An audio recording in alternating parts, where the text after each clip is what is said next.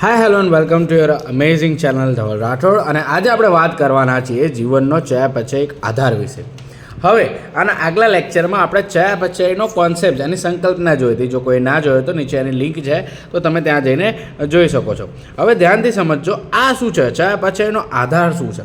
તો જો ચયાપચય વસ્તુ તો તમને ખબર પડી ગઈ છે, મેં તમને સમજાવ્યું હતું આના આગળના લેક્ચરમાં કે ચયાપચય એટલે બેઝિકલી કંઈ જ નહીં કે પછી શું કહેવાય કે કોઈ પણ વસ્તુને બનાવીને તોડવું અથવા કોઈ પણ વસ્તુને તોડીને કંઈક બનાવી, એટલે કે જેટલી પણ પ્રક્રિયા રાસાયણિક પ્રક્રિયા આપણા શરીરની અંદર થાય છે બધી શું છે, ચયાપચયની પ્રક્રિયા છે.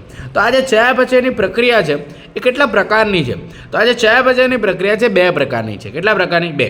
તો સ્ટાર્ટિંગમાં શું છે, ચય, આનો આપણે સંધિ છૂટી પાડીએ, ખબર તમે ગુજરાતીમાં એવું ભણતા હોય, સંધિ છૂટી પાડીએ. તો ચયાપચયની સંધિ છૂટી પાડીએ તો શું બને? ચય અને અપચય. શું બને? ચય અને અપચય. ઓકે, તો અહીંયા આગળ મેં લખ્યું છે ચયાપચયના બે પ્રકાર છે. એક પ્રકાર છે ભાઈ ચય અને એક છે અપચય, એટલે કે ચય અપચય, ચય અપચય, ચય અપચય. થઈ ગયું ને? ચય અપચય, ચય અપચય, ચય અપચય, ચય અપચય. ઓકે, હવે કેમ આને બે ભાગમાં વિભાજિત કર્યું, ચય અને અપચયને? તો જો ધ્યાનથી જોજો, ચયાપચયનો મતલબ શું થાય? બનવું અને તૂટવું, અથવા તો તૂટવું અને પછી બનવું. ઓકે, તો અહીંયા આગળ ચયાપચયના પહેલાં ચયની વાત કરીએ, ચયપથની વાત કરીએ, જેનો મતલબ શું થાય કે ચયપથની અંદર માત્ર ને માત્ર શું થશે? સંશ્લેષણ થશે. એટલે કે કંઈક ને કંઈક વસ્તુ બનતી રહેશે. શું થશે? કંઈક ને કંઈક વસ્તુ બનતી રહેશે. તો એવી વસ્તુને શું કહેવાય? ચયપથ કહેવાય. કેવો પથ કહેવાય? ચયપથ. પણ અપચયની વાત કરીએ તો અપચયમાં શું હશે? કંઈ પણ વસ્તુ તૂટતી હશે. શું થતું હશે? તૂટતી હશે. એટલે કે એનું વિખંડન થતું હશે. શું થતું હશે? વિખંડન થતું હશે. ઓકે, હવે એક્ઝામ્પલની વાત કરીએ તો ચયપથમાં એક એક્ઝામ્પલ મેં લીધું છે. ચયનો મતલબ શું થાય? સંશ્લેષણ, એટલે કે બનવું. તો અહીંયા આગળ મેં એક પ્રક્રિયા લીધી છે જેમાં કંઈક વસ્તુ બને છે. એ પ્રક્રિયા શું છે? તમે ભાઈ આ પ્રક્રિયા નાનપણથી જોતા આવ્યા છો, બરાબર, 10મા ધોરણથી. શું છે ભાઈ? કાર્બન ડાયોક્સાઇડ અને પાણી ભેગું થાય તો શું બને? ગ્લુકોઝ બને. એટલે કે બે વસ્તુ ભેગી થઈને એક વસ્તુ બની, કંઈક વસ્તુ બનાવ્યું આપણે, તો એ શું કહેવાય? ગ્લુકોઝ. આ શું છે? ગ્લુકોઝ. એટલે આ પ્રક્રિયા કેવી છે? સંશ્લેષણ. આમાં બન્યું એટલે સંશ્લેષણ, તો આને ચય કહેવાય. શું કહેવાય? આ પ્રક્રિયા કેવી છે? ચય. પણ અહીંયા આગળ આ પ્રક્રિયા હું ધારો કે ઊંધી કરી નાખું, એટલે કે ગ્લુકોઝ છે એને હું તોડી નાખું. શેમાં? કાર્બન ડાયોક્સાઇડ અને H2O. શેમાં? કાર્બન ડાયોક્સાઇડ અને H2O. તો આને શું કહેવાય? અપચય. જો કંઈક બનાવવું હોય તો એને ચય કહેવાય, જો કંઈક તોડવું હોય તો એને અપચય કહેવાય. હવે આમાં મેજર બીજો ડિફરન્સ કયો છે ખબર છે? જ્યારે ચય પ્રક્રિયાની વાત કરીએ, શેની વાત કરીએ? ચય પ્રક્રિયાની. તો એમાં આ જે પ્રક્રિયા થાય એમાં આપણે ATP આપવી પડે, એટલે કે ઉર્જા. શું કરવી પડે? ઉર્જા આપણે આપવી પડે. ઉર્જા આપણે આપવી પડે. જ્યારે અહીંયા આગળ આપણે વાત કરીએ અપચયની, તો એમાં જેમ કે આ વસ્તુ તૂટ્યું તો સાથે સાથે આપણને એનર્જી પણ બહાર મળશે. શું? એનર્જી પણ આપણને બહાર મળશે. અથવા તો જો અહીંયા આગળ લેક્ટિક એસિડમાં પણ રૂપાંતર થઈ શકે અને આપણને શું મળે? એનર્જી, એટલે કે ATP મળે. બરાબર. હવે આજે આપણને ATP મળી, આ એટીપીનું થશે શું? આ એટીપી સ્ટોર થશે. શું થશે? આ એટીપી સ્ટોર થશે. ક્યાં સ્ટોર થશે? તો કેમ શું સ્ટોર થશે? પહેલાં તો વાત એ છે. તો એ સ્ટોર એટલા માટે થશે કે આગળ આપણે જેટલી પણ જૈવિક પ્રક્રિયાઓ કરશું, બરાબર, આપણા શરીરમાં જેટલી પણ જૈવિક પ્રક્રિયાઓ થાય છે તો એને જૈવિક પ્રક્રિયાઓ કરવા માટે આપણને ઉર્જાની જરૂર પડે. બરાબર, આપણે ચાલવું હોય, બોલવું હોય કે કંઈ પણ વસ્તુ કરવી હોય તો ઉર્જાની જરૂર પડે. તો એ ઉર્જા અહીંયા આગળ સ્ટોર થશે જૈવિક પ્રક્રિયાઓ કરવા માટે. ઓકે, તો આ બેઝિક વસ્તુઓ તો ચયાપચયની. હવે હજી આની અંદર એક વસ્તુ છે. એ વસ્તુ શું છે? ધ્યાનથી સમજજો, જે અહીંયા NCERTમાં લખી છે. જો પહેલાં શું લખ્યું? ચયાપચય પથ દ્વારા સામાન્ય ઘટકોમાંથી જટિલ ઘટકો અથવા જટિલ ઘટકોમાંથી સરળ પદાર્થમાં રૂપાંતર થઈ શકે છે. બરાબર.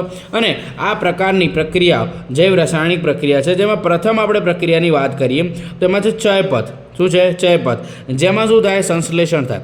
સંશ્લેષણ એટલે બને શેમાં? ચયપથમાં બને. અને બીજું શું છે? વિખંડન થાય. એને શું કહેવાય? અપચય. જે મેં અત્યારે તમને બે વસ્તુ સમજાવી દીધી. શું સમજાવી દો? કે ચયમાં સંશ્લેષણ થાય અને અપચયમાં તોડવે, એટલે કે વિખંડન થાય. ઓકે, હવે અહીંયા આગળ જોજો, એમિનો એસિડમાંથી પ્રોટીનના નિર્માણમાં શક્તિની આવશ્યકતા રહે છે. હવે કંઈક વસ્તુ નિર્માણ કરીએ છીએ, એટલે કે સંશ્લેષણ કરીએ છીએ, ચય પ્રક્રિયા કરીએ છીએ, તો એમાં શક્તિની આવશ્યકતા હોય. એમાં આપણે શક્તિ આપવી પડે, એટીપી આપવી પડે. તો અહીંયા આગળ મેં તમને એ જ કીધું હતું, ચયમાં શું કીધું હતું કે આ કોઈ પણ પ્રક્રિયા ચય પ્રક્રિયા થાય એમાં આપણે ઉર્જા આપવી પડે. શું? એમાં ઉર્જા આપવી પડે. જ્યારે અપચયમાં આપણને બહારથી ઉર્જા મળે. ઓકે, આટલી વસ્તુ ક્લિયર થઈ. ઉદાહરણ તરીકે જ્યારે કંકાલ સ્નાયુમાં જ્યારે ગ્લુકોઝ લેક્ટિક એસિડમાં વિઘટિત થાય ત્યારે એનર્જી મુક્ત થાય. અહીંયા આગળ કોની વાત થાય છે? બીજી તરફ અપચય પથની વાત થાય છે. છે જેમાં શક્તિ મુક્ત થાય. જેનું એક ઉદાહરણ લખ્યું છે કે ગ્લુકોઝ લેક્ટિક એસિડમાં વિઘટિત થાય. શું થાય? આ જે ગ્લુકોઝ છે શું છે?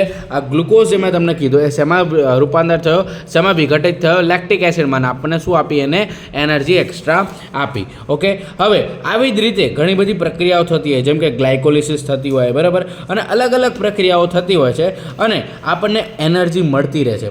અને એ એનર્જીને આપણે શું કહીએ? એટીપી, એટલે કે એડિનોસાઇન ટ્રાયફોસ્ફેટ. ઓકે, તો આ ટોપિકમાં કશું નહોતું ભાઈ, સિમ્પલ આ વસ્તુ હતી. જે જીવનનો ચયાપચય એક આધાર તો યાદ છે, ચય અને અપચય. ચય થાય તો એનર્જી લે એટલે કે ઉર્જા આપવી પડે, અને અપચય થાય તો આપણને ઉર્જા પાછી મળે. ખબર પડી કે ના પડી? એના પછી જે વસ્તુ છે એ છે જીવંત અવસ્થા. હવે આ જીવંત અવસ્થા છે શું? તો એ વસ્તુ આપણે સમજવાની બહુ ઇઝી છે. આમાં કઈ જ વસ્તુ વધારાની નથી. જો જીવંત અવસ્થા એટલે બેઝિકલી હું શું કહેવા માગું, માની લો કે મારી જોડે ગ્લુકોઝ છે. શું છે? પહેલાં પેન્ક્રિયાસ છે. શું છે પેન્ક્રિયાસ? આપણા શરીરની અંદર પેન્ક્રિયાસ હોય, સ્વાદુપિંડ, બરાબર. હવે આ સ્વાદુપિંડ શું બનાવે? ઇન્સ્યુલિન બનાવે. શું બનાવે? ઇન્સ્યુલિન બનાવે. ઇન્સ્યુલિનનું કામ શું છે ભાઈ? તમને મને બધાને ખબર છે કે આ ઇન્સ્યુલિન છે. હવે આપણા શરીરમાં ગ્લુકોઝનું પ્રમાણ વધી ગયું. કોનું પ્રમાણ વધી ગયું? ગ્લુકોઝનું પ્રમાણ વધી ગયું. તો આ ઇન્સ્યુલિન આવશે અને શું કરશે? આ ગ્લુકોઝનું ચયાપચય કરાવશે. શું કરાવશે? ચયાપચય. એટલે કે આ ગ્લુકોઝને શરીરના જે કોષ હોય ને, કોષ, માની લો કે આવો એક કોષ છે, આ કોષની અંદર મોકલશે. ગ્લુકોઝને ક્યાં કરશે? ધારો કે ગ્લુકોઝ બહાર છે તો ગ્લુકોઝને શરીરની અંદર કોષની અંદર મૂકી દેશે. પણ કોષની પણ કંઈક ને કંઈક કેપેસિટી તો હોય ને ભાઈ, કે અમુક કેપેસિટી સુધી જ આ ગ્લુકોઝ અંદર લઈ શકે, બરાબર. તો માની લો કે એ કેપેસિટી એની ફૂલ થઈ ગઈ, કે ભાઈ એને જેટલો ગ્લુકોઝ જોતો હતો એટલે એને ગ્લુકોઝ લઈ લીધો. તો હજી પણ આપણે ગ્લુકોઝ વધારે છે, આપણે બહાર શરીરની બહાર ગ્લુકોઝ વધારે છે, કોષની બહાર ગ્લુકોઝ વધારે છે. તો હવે શું કરશું? તો હવે આ ઇન્સ્યુલિન શું કરશે? હવે આ ઇન્સ્યુલિન આ ગ્લુકોઝને કન્વર્ટ કરી નાખશે. શેમાં? ગ્લાયકોજનમાં. શેમાં કન્વર્ટ કરી નાખશે? ગ્લાયકોજન. અને એને શું કરશે? સ્ટોર કરી નાખશે. ક્યાં સ્ટોર કરશે? લીવરની અંદર. ક્યાં આગળ સ્ટોર કરશે? લીવરની અંદર. તો ટૂંકમાં આપણી આ જે અવસ્થા છે, આપણી આ જીવંત અવસ્થા છે, એ કેવી છે? સંતુલિત પણ કહી શકાય અને અસંતુલિત થાય. જેમ કે માની લો અસંતુલિત થઈ, ગ્લુકોઝનું પ્રમાણ વધી ગયું, તો પણ આપણે એનો રસ્તો કાઢવા માટે આપણું શરીર એનું કેપેબલ છે. પહેલાં શું કર્યું ભાઈ? કોષની અંદર જવા દીધું. કોષની અંદર ભાઈ મેક્સિમમ અમાઉન્ટમાં જતું રહ્યું. હવે નથી લઈ શકતું કોષ, તો એને આપણે અલગ ફોર્મમાં કન્વર્ટ કરીને સ્ટોર કરી નાખ્યું. ખબર પડી? તો આ જ વસ્તુ શું છે? જીવંત અવસ્થા છે. આ જ શું છે? જીવંત અવસ્થા છે. જો અહીંયા આગળ લખ્યું છે જીવંત અવસ્થા, તમે જોઈ લો. જીવંત અવસ્થા શું? એટલે અમુક પ્રમાણ સેટ હોય. જેમ કે અહીંયા આગળ એક રુધિરનું પ્રમાણ આપ્યું છે કે ભાઈ રુધિરમાં શર્કરાની માત્રા આટલી જ હોવી જોઈએ, બરાબર. અંતઃસ્ત્રાવ નેનોગ્રામમાં જ હોવા જોઈએ. એ બધી અહીંયા આગળ વાત કરી છે. અને છેલ્લે અહીંયા આગળ આપણને શું કહે છે? અર્થાત જીવંત અવસ્થા એક અસંતુલિત સ્થાયી અવસ્થા હોય છે. કેવી? અસંતુલિત સ્થાયી. અસંતુલિત એટલે કે જેમાં ફેરફાર થઈ ગયા, કાં તો કંઈક વસ્તુ વધી ગઈ, કાં તો કંઈક વસ્તુ ઘટી ગઈ, અને એને આપણે સ્થાયી કરવાની છે, બરાબર. જેમ કે અત્યારે મેં તમને ઉદાહરણ આપીને સમજાવ્યું કે એને ગ્લાયકોજનમાં કન્વર્ટ કરી નાખ્યું, અથવા તો અમુક થોડુંક એને કોષમાં લઈ લીધું, બરાબર. તો આ જ વસ્તુ જે છે એને શું કહેવાય? જીવંત અવસ્થા કહેવાય છે. તો તમે બસ આ એક નાનો એવો ફકરો એકવાર વાંચી લેશો તો પણ તમને ખબર પડી જશે. તો આઈ હોપ તમને આજના લેક્ચરમાં જીવંત અવસ્થા અને ચયાપચયનો આધાર ખબર પડી ગઈ હશે. નેક્સ્ટ લેક્ચરમાં આપણે હવે વાત કરશું ઉત્સેચકો વિશે. કોના વિશે? ઉત્સેચકો વિશે. ઓકે, તો મળીએ આપણે આવતા લેક્ચરમાં. ત્યાં સુધી ટાટા, બાય બાય.